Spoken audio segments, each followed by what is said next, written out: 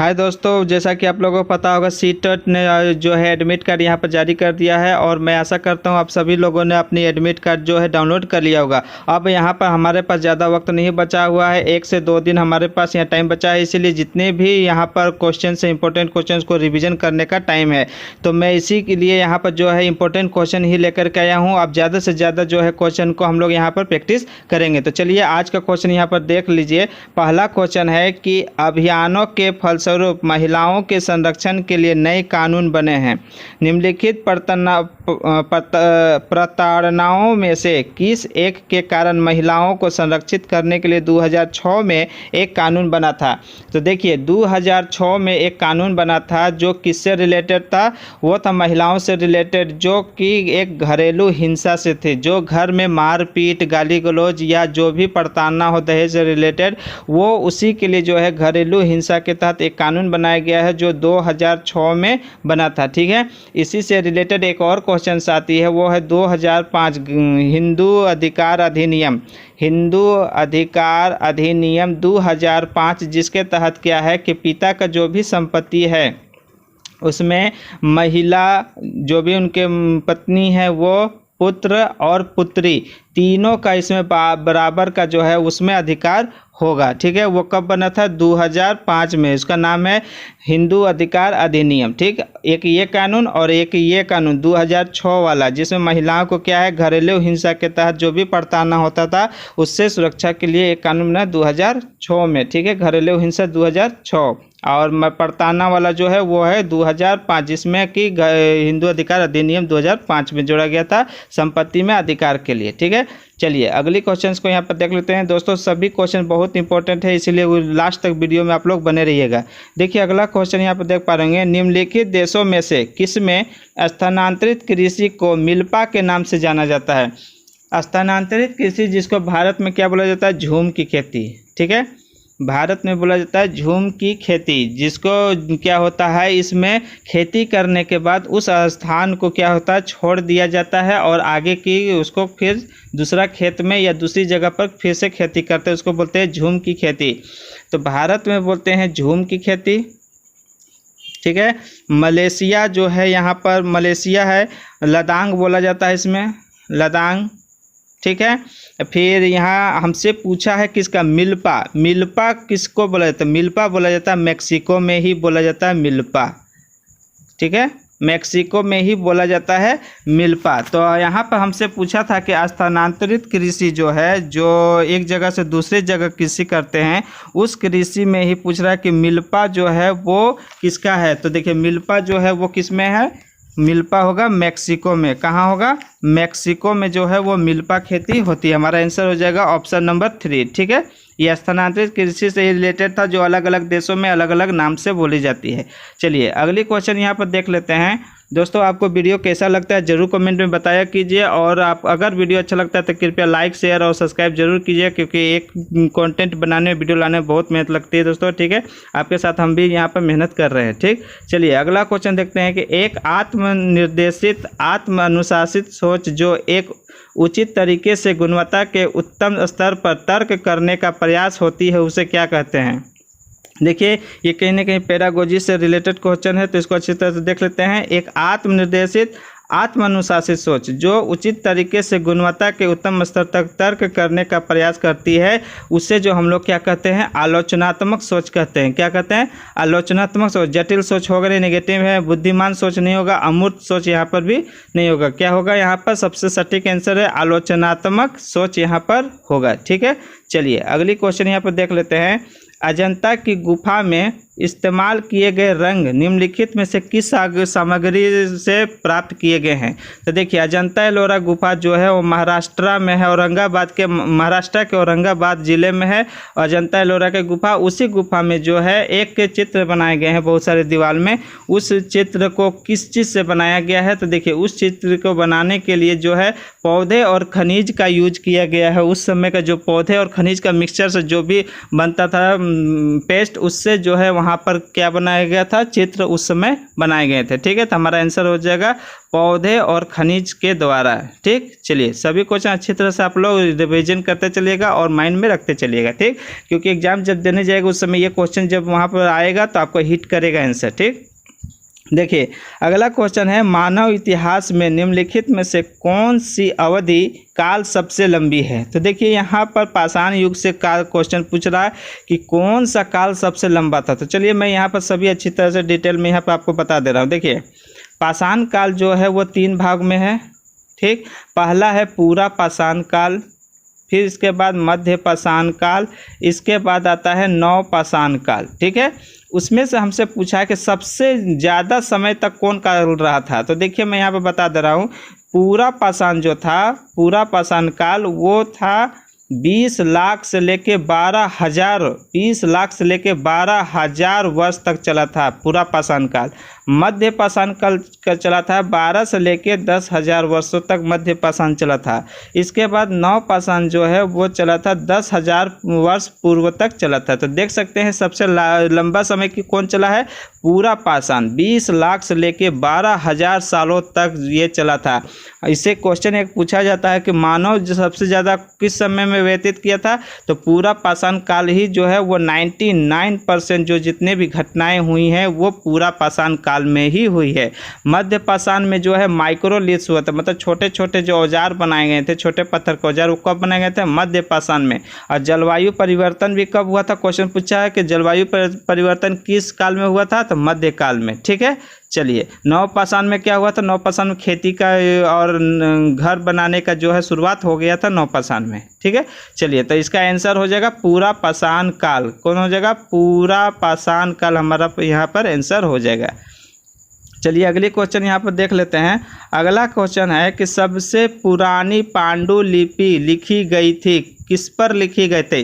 तो देखिए पांडुलिपि का मतलब होता है हस्तलिखित। हस्तलिखित मतलब हाथ से लिखा हुआ, उसी को बोलते हैं पांडुलिपि। तो हाथ से लिखने का जो प्रचलन शुरू हुआ था वो सबसे पहले हुआ था ताड़ पत्र पर। ताड़ का पेड़ जो होता है उसका पत्ता पर जो है उसी पर लिखने शुरू हुआ था। और एक होता है बुर्ज होम, जो जगह है कश्मीर में, वहाँ के जो ठंडी प्रदेश में जो मिलता था छाल, बुर्ज नाम का छाल जो है उसी के छाल पर लिखा जाता था, बुर्ज नाम के छाल पर लिखा जाता था। 2 होगा, एक ताड़ पत्र और एक बुर्ज नाम का छाल पत्र। तो इसमें ऑप्शन जो हम देख पा रहे होंगे यहाँ ताड़ पत्र दिया हुआ था, हमारा आंसर हो जाएगा ताड़ पत्र पर लिखा जाता था पांडुलिपि। ठीक, पांडुलिपि मतलब होता है हाथ से लिखना। चलिए हमारा आंसर हो जाएगा ऑप्शन नंबर 1 ताड़ पत्र। चलिए अगली क्वेश्चन की तरफ चलते हैं। अगला क्वेश्चन है कि अस्पृश्यता के आधार पर भेदभाव को संदर्भित करते हैं। अस्पृश्यता मतलब होता है छुआछूत, जिसको संविधान 17 में जो है उसको अबेंडन कर दिया गया, मतलब उसको प्रतिबंधित कर दिया गया है। ये कानून के विरुद्ध है, इसको कानून से क्या किया गया, प्रतिबंधित कर दिया गया है। इसको अगर कोई छुआछूत मानता है तो उसको कानूनी कार्रवाई की जा सकती है। तो ये किस अनुच्छेद में है, अनुच्छेद 17 में इसको खत्म किया गया अस्पृश्यता को। तो अस्पृश्यता किसके आधार पर किया जाता है, तो वो जाति के आधार पर होता है।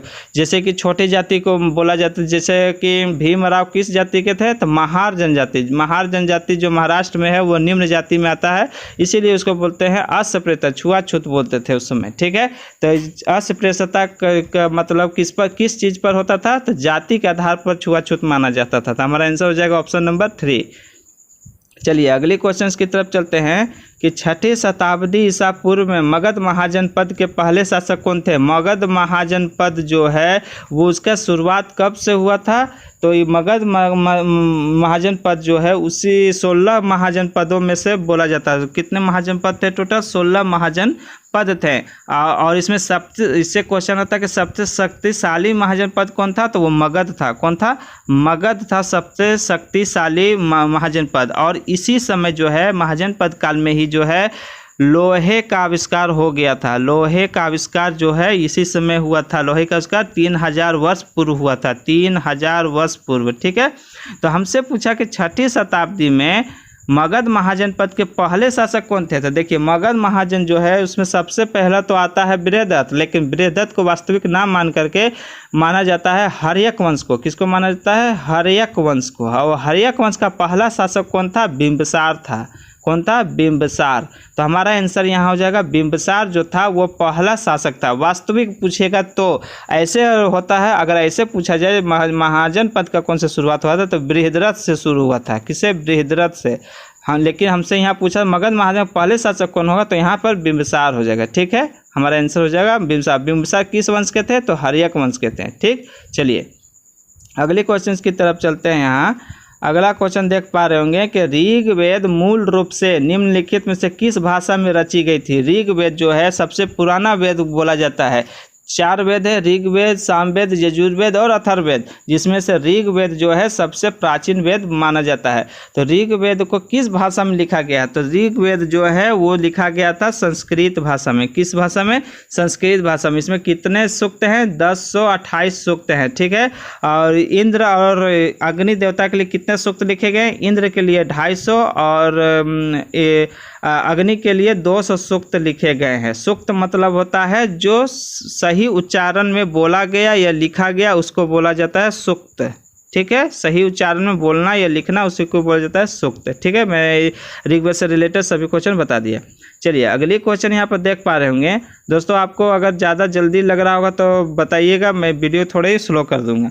देखिए अगला क्वेश्चन यहाँ पर देख पा रहे होंगे, भारत के निम्नलिखित राज्यों में से किस एक राज्य में हड़प्पा के नगर सबसे बड़ी संख्या में मिले हैं? देखिए हड़प्पा की खुदाई जब हुआ था दयाराम साहनी 1921 में, तो उस समय जो है बहुत जगह से हड़प्पा की खुदाई जब शुरू हुई तो बहुत जगह से शुरू हुई, जो कि देखिए भारत का ये मैप है, अखंड भारत का उस समय इतना एरिया था। उसमें जो है उत्तर में कश्मीर मांडा, दक्षिण में जो है यहाँ पर आ जाता है दैमाबाद और यहाँ यूपी में आ जाता है, इधर बलूचिस्तान में आ जाता है। ठीक है, बलूचिस्तान कहाँ पड़ता है? पाकिस्तान में। ठीक है, दास का नदी के किनारे। तो यहाँ तक पूरा ये ऊपर उत्तर से दक्षिण तक पूरा फैला हुआ था। तो हमसे पूछ रहा भारत में, भारत जब अलग हो गया पाकिस्तान और भारत में, तो भारत में किस एरिया में सबसे ज़्यादा पाया जाता है? तो भारत जो है सबसे ज़्यादा पाया जाता है गुजरात में। कहाँ पाया जाता है? गुजरात वाला एरिया में जो लोथल है वो सबसे ज़्यादा पाया जाता है। सबसे बड़ा एरिया गुजरात लोथल। लोथल क्या था? लोथल डॉकयार्ड था, मतलब उस समय का क्या था? वो बंदरगाह था। ठीक, वहाँ शिपिंग का काम होता था।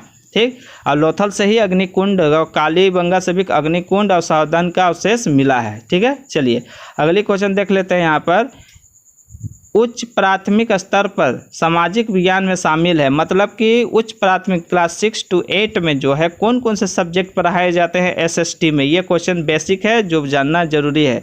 तो देखिए इसमें एसएसटी में क्या क्या आता है? हिस्ट्री, जियोग्राफी, पॉलिटिकल और इकोनॉमिक्स आता है। ठीक है, हिस्ट्री, जियोग्राफी, पॉलिटिकल और इकोनॉमिक्स। तो देखिए कहाँ है? ऑप्शन नंबर 3 में हिस्ट्री, भूगोल, राजनीतिक विज्ञान, पॉलिटिकल साइंस और इकोनॉमिक्स अर्थशास्त्र। तो हमारा आंसर हो जाएगा ऑप्शन नंबर 3। समाजशास्त्र सोशोलॉजी नहीं होता है। ठीक है, तो हमारा होगा यहाँ पर इतिहास, भूगोल, राजनीति शास्त्र और इकोनॉमिक्स। ठीक, ऑप्शन नंबर 3 हमारा यहाँ पर आंसर हो जाएगा। एसएसटी में कौन कौन से सब्जेक्ट आते हैं वही क्वेश्चन पूछा था। अगला क्वेश्चन यहाँ देख पा रहे होंगे कि निम्नलिखित में से किसको भारत के राज्य का पहला नागरिक कहा जाता है? भारत में राज्य का पूछा है, भारत में नहीं, भारत में राज्य का पहला व्यक्ति किसको नागरिक बोला जाता है? तो देखिए 2 तरह के होता है, एक भारत का पहला नागरिक और एक होता है राज्य का पहला नागरिक। तो मैं दोनों बता दे रहा हूँ। भारत का पहला नागरिक होता है राष्ट्रपति। कौन होता है? राष्ट्रपति। और राज्य का, मतलब भारत में जितने भी राज्य हैं, राज्य का पहला नागरिक कौन होता है? राज्यपाल होता है। कौन होता है? राज्यपाल। भारत का पूछेगा तो राष्ट्रपति और राज्य का पूछेगा तो राज्यपाल। ठीक है, तो हमसे यहाँ पूछा था राज्य का पहला नागरिक कौन था, कौन होता है? तो राज्यपाल होता है। ऑप्शन नंबर 3 हमारे यहाँ पर आंसर हो जाएगा। ठीक, चलिए अगला क्वेश्चन देख लेते हैं कि कारखाने के विषय में पढ़ाने के लिए सबसे महत्वपूर्ण उपयोगी विधि क्या होगा? अगर बच्चे लोग को जो है कारखाना के फैक्ट्री के बारे में अगर कुछ बताना है तो उसको क्या करेंगे, कैसे बताएंगे? अच्छी तरह से कहानी सुनाकर नहीं, किसी विशेषज्ञ को बुला करके, फैक्ट्री का कोई विशेषज्ञ उसको बुला करके नहीं, वो बच्चे को क्या सिर्फ थ्योरी बता सकता है, उसको तो अनुभव होगा नहीं, बच्चे को क्या पता है कि क्या होता है।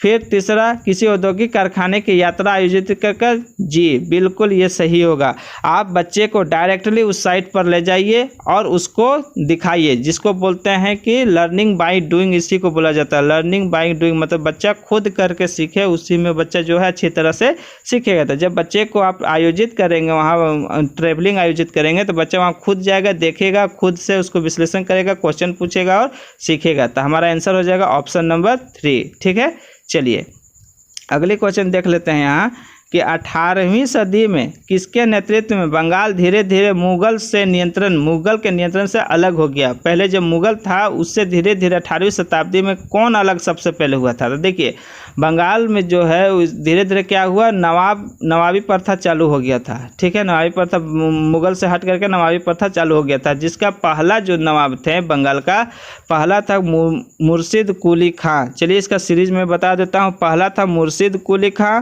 फिर आया इसके बाद अलीवर्दी खां, इसके बाद आया सिराजुद्दौला, इसके बाद आया था मीर जाफ़र। सिराजुद्दौला वही है जो प्लासी का युद्ध हुआ था 1757 में। ठीक है, चलिए तो यहाँ पे आंसर हो जाएगा मुर्शिद कुली खां जो है सबसे पहला है जो मुगल के नियंत्रण से अलग हुआ था। ठीक है, नवाब बना था बंगाल का। चलिए अगला क्वेश्चन यहाँ पर देख पा रहे होंगे कि निम्नलिखित में से किसके उत्पादों को काला सोना कहा जाता है। तो देखिए काला सोना जो है यहाँ पर बोला जाता है, एक कोयला को, सोना को, पेट्रोलियम, तांबा को। यहाँ पर जल्दबाजी में आप कोयला को टिक ना कर दीजिएगा, क्योंकि कोयला को बोला जाता है ब्लैक डायमंड। क्या बोला जाता है? Black diamond. ठीक, तो यहाँ पर कोयला नहीं होगा, सोना तो सोना ही, सोना का नहीं, तांबा भी नहीं होगा, होगा क्या? पेट्रोलियम। पेट्रोलियम को ही बोला जाता है ब्लैक गोल्ड। क्या बोला जाता है? Black gold. तो काला सोना किसको कहा जाता है? पेट्रोलियम को कहा जाता है। कोयला किसी भी हाल में ना मार दीजिएगा जाकर के वहाँ। ठीक, तो हमारा आंसर हो जाएगा पेट्रोलियम। ठीक है, तो ठीक है दोस्तों, ये आज की आखिरी क्वेश्चन थी। आपको वीडियो कैसा लगा जरूर से ज़रूर मेंशन कीजिएगा। मैं लगातार जो जितने भी अभी टाइम बचा है उसमें जो है ज़्यादा से ज़्यादा क्वेश्चन लेकर के आ रहा हूँ, जिससे आपको जितने भी टाइप के क्वेश्चन आपको रिवीजन हो जाए और आप एग्जाम्स में सटीक से सटीक क्वेश्चन को टिक मार करके आए। ठीक है, इसके अगर आप यहाँ तक वीडियो में आ गए हैं तो कृपया एक लाइक, शेयर और सभी से जो है सब्सक्राइब जरूर से ज़रूर करवा दीजिएगा। यह आप एक चैनल है। तब तक के लिए मिलते हैं अब अगले वीडियो में, तब तक के लिए थैंक यू, धन्यवाद।